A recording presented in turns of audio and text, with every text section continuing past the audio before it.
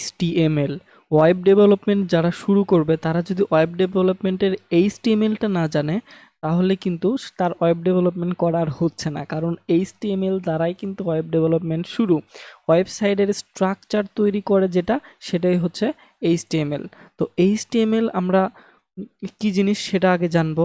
তো HTML জানার জন্য আমি আমাদের একটা ব্রাউজারে গেলাম, ব্রাউজারে গিয়ে এটাকে যদি একটা ওয়েবসাইট তৈরি হয়ে গেছে কিন্তু আমরা আগে করছিলাম, তো এটাকে যদি আমি ভিউ সোর্স করি, ভিউ সোর্স করলে র্যাপার দেই, র্যাপার দিলে কিন্তু এখানে কিছু আসতেছে না, কিন্তু আমরা যদি example.com example.com ওয়েবসাইটে যাই এবং example.com ওয়েবসাইটে গেলে যদি আমরা ভিউ সোর্সে ক্লিক করি, ভিউ সোর্সে ক্লিক করলে দেখতে পাবো একটা কিন্তু স্ট্রাকচার করা আছে।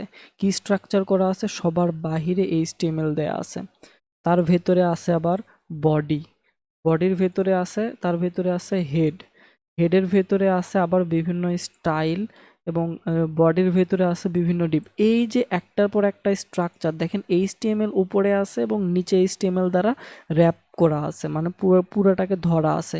তারপরে বডি পর্যন্ত এইটুকু, মানে হচ্ছে আমাদের শরীরের বডির সাথে তুলনা করেন, বডি এইটুকু, তারপরে তার হচ্ছে মাথাটা আবার এইটুকু, হেড।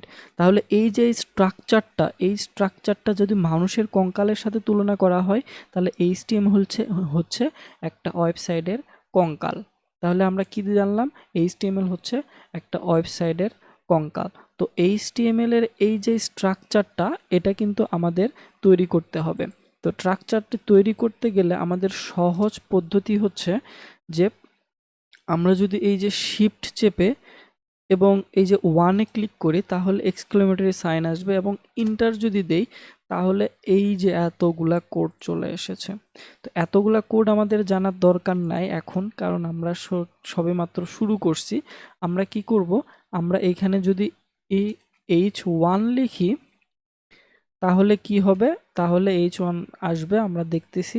আমরা তার আগে কি করব? একটা হ্যালো ওয়ার্ল্ড লিখব, কারণ প্রত্যেকটা প্রোগ্রামিং ল্যাঙ্গুয়েজের শুরুটা সবাই করে হ্যালো ওয়ার্ল্ড দিয়ে, আমরাও শুরুটা হ্যালো ওয়ার্ল্ড দিয়ে করলাম।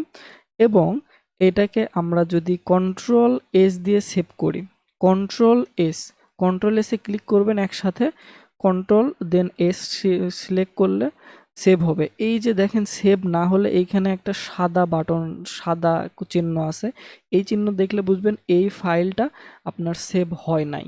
তো আমরা এই ফাইলটাকে সেভ করার জন্য কন্ট্রোল এস দিলাম, কন্ট্রোল এস দিয়ে সেভ করলাম, এবং এইখানে রাইট বাটনে ক্লিক করে যদি ওপেন উইথ লাইভ সার্ভার করি তাহলে কিন্তু এই যে আমাদের ওয়েবসাইটে হ্যালো ওয়ার্ল্ড চলে এসেছে।